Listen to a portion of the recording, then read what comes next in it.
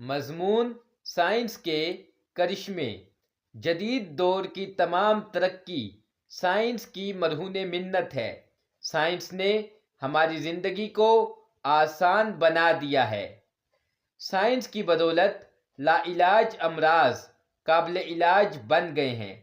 Science کی بدولت انسان کا سفر باسہولت آرام دہ بن گیا ہے۔ سائنس کی بدولت برقی آلات میں بے تحاشا اضافہ ہوا ہے۔ سائنس کی بدولت کسان کا کام آسان بن گیا ہے۔ جدید مشینری کی ایجاد سے زمین اناج کی بجائے سونا اگلنے لگی ہے۔